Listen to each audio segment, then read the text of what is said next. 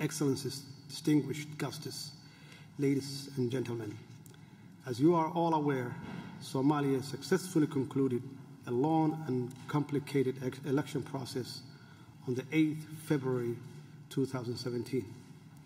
On that day, representatives of Somali people voted for change and a new direction for our country. I was humbled by the enormous public support I received following the election. I am, however, very aware of the high expectations the Somali people have for me, starting with improved security and provision of basic services such as health and education. Although we are working tirelessly to meet everyone's expectations, in the meantime, we hope to gradually improve our citizens' lives. The successful and peaceful transfer of power following my election was a reminder of Somalia's potential as a beacon of democracy and hope in one of the most unstable regions in the world. In fact, Somalia has a long and proud tradition of democracy going back to independence in 1960. We were the first country in Africa wherein a sitting president transferred power peacefully after losing national election. Despite the enormous challenges my country faces, we strive to those ideals. We believe that the only path to fully recovering Somalia is strengthening our democratic institutions. To that end, I will spare no effort to realizing the promise of my campaign, which was to fight Somalia's three major enemies: terrorism, corruption, and poverty. My vision revolves around these three issues, and the way to address them starts with building vital state institutions with a focus on security apparatuses and championing on an overall reform agenda. Most importantly, I will take measurable steps to unleash the great potential of my people to develop their own country and to do what they know best: trade and commerce. I strongly believe that trade is the surest way to reduce poverty and generate mass employment. Excellencies, distinguished guests, and ladies and gentlemen, my reform agenda started with selecting capable and proven leader as a Prime Minister. Prime Minister Hassan Ali Khaire brings a decade of experience as a senior executive in humanitarian and development sector, and later as a successful businessman. Capitalizing on this experience and network, and following extensive consultation with all actors, the Prime Minister formed a technocratic cabinet that includes 6 female ministers, the largest in our history, and many young ministers representing 85% of our population who are under the age of 40 years old. One of the new young ministers was former refugee camp in Dadaab, the world's largest refugee camp in Kenya. His compelling story gives insight into the transformation my country is going through. Unfortunately, his life was cut short last week, but his legacy remains with us. Excellencies, distinguished ladies and gentlemen, I recognize that a good cabinet is only as good as the service it delivers to its people. And in Somalia, delivering anything hinges largely on getting politics right. Good politics must be inclusive, participatory, vibrant, and on a leveling playing field. In this regard, we are committed to solidifying our federal system of governance, which has been in place only since 2004. Our overall vision is to achieve a strong and cooperative union which works for all Somalis and enhance equity and good governance. We are thankful a step closer to this objective, as illustrated by the recent historic formation of a new National Security Council, which includes federal member states. The National Security Council is not only a platform for dialogue on security issues, but on broader matter of national importance. The fact that all heads of federal member states are with me here today speaks volumes of our collective effort towards a strong and cooperative union. Together with other stakeholders, we will be engaging in in-depth discussion around matters of national importance. We are already engaging in a deep dialogue on sharing of natural resources. This is and other areas will be discussed in the context of constitutional review process. As the leaders of Somalia, we recognize that the Constitution is the document that binds us together. However, our political effort will not stop there.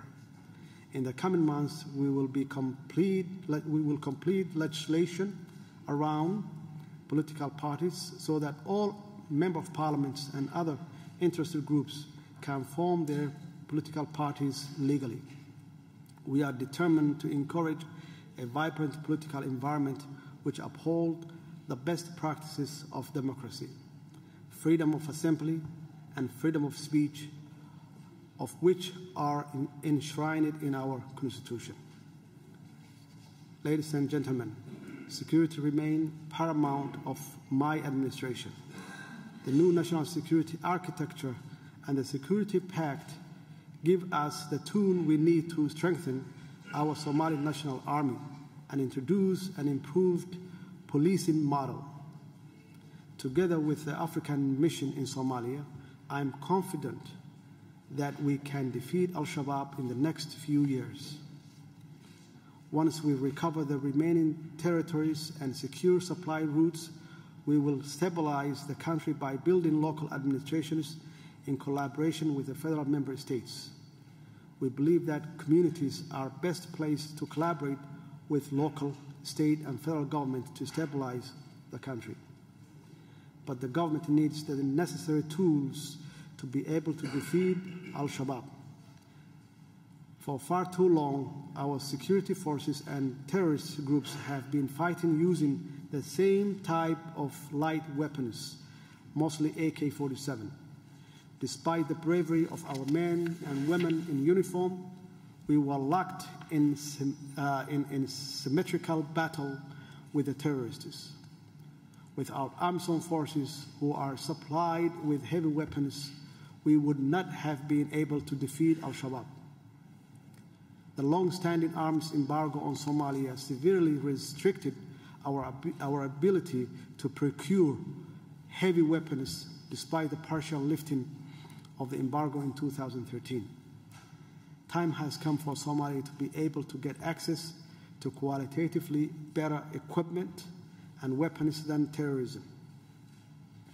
In this regard, we are working with our partner and the Security Council to develop a clearly defined roadmap to full lifting of the arms embargo.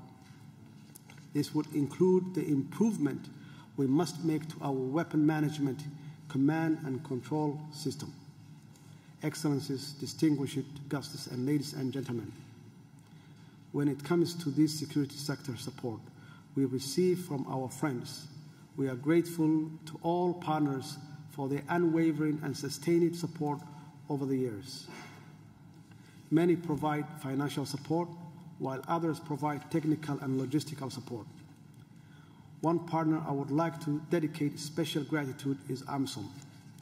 Their peacekeepers have been working with us for 10 years, much longer than anyone expected. During that time, they have sacrificed many soldiers in the quest to help Somalis defeat Al-Shabaab and rebuild our security forces. Their sacrifices will not go in vain. A vital element of rebuilding our security apparatus is to radically improve on coordination among international partners on the security front. I will welcome the genuine attempt to address these fundamental problems through the creation of Comprehensive Assistance to Security, or CAS group. This group, in close collaboration with the Somali National Security Office, must end duplicity and fragmentation in the security support sector. On our side, the National Security Council is designed to do the same. Excellencies, distinguished guests, and ladies and gentlemen, the insecurity situation cannot be changed without addressing its root causes, which is abject poverty and mass unemployment. Too many of our young generation are sitting idle, creating fertile ground for terrorists to recruit from. We must tackle this issue with a robust economic recovery plan. To this end, we have identified the priority of the priorities within the National Development Plan, the NDP, which clearly articulates our development agenda, is based on sound evidence and extensive consultations across the country. Our partner should align their support with the priority of National Development Plan, which are focused on strategic investment in key sectors such as productive sector of agriculture, livestock, and fishing. Moreover, major investment would have to be made in vital infrastructure, starting with renewable energy, clean water, and road construction. That's the only way to create mass employment. But all that investment needs substantial resources, and our meager revenue can barely cover our budget. Access to international financial institutions is restricted due to the existing arrears.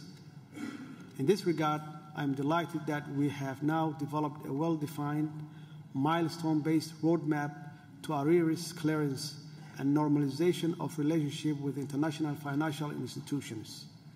I commend the work of the World Bank and IMF, together with our finance minister, on this crucial work.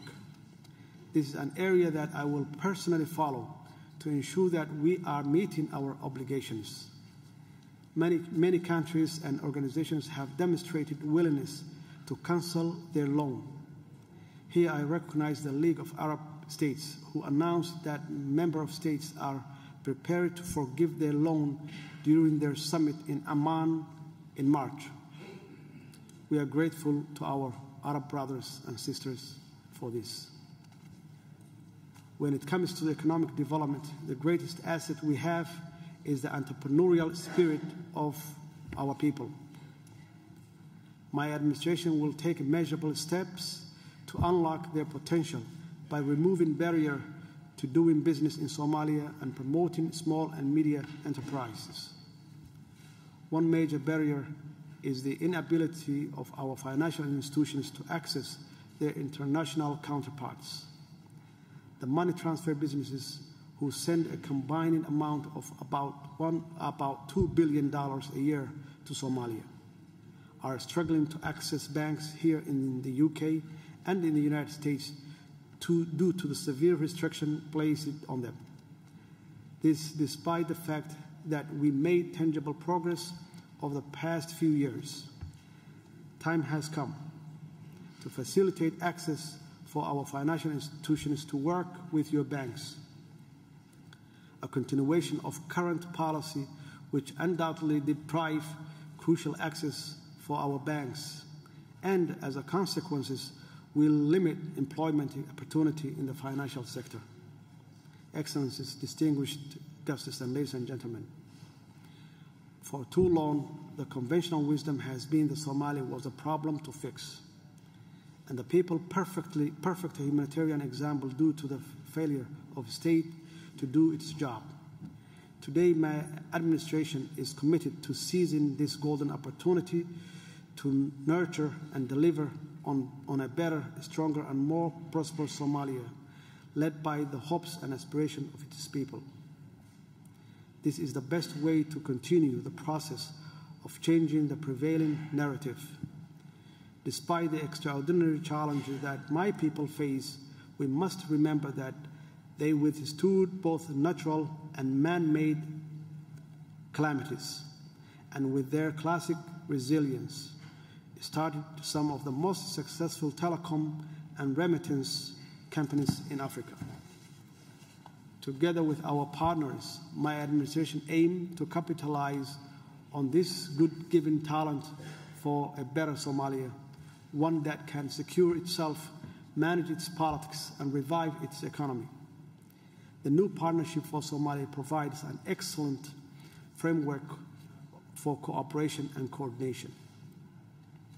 The NPS puts government leadership at the heart of implementation of programs and projects. It allows to hold each other accountable, which I wholeheartedly welcome. If my administration fails, we hope you hold us to account. We promise to do the same.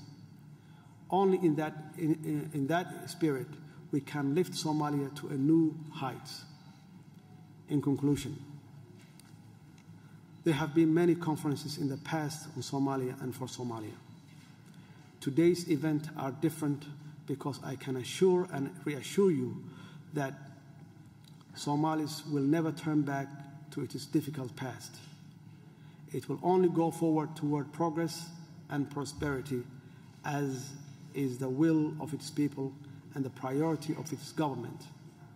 In engaging with us on the vast array of issues for discussions ahead during this conference, please be confident of the sincerity of this promise. I thank you all. Thank you.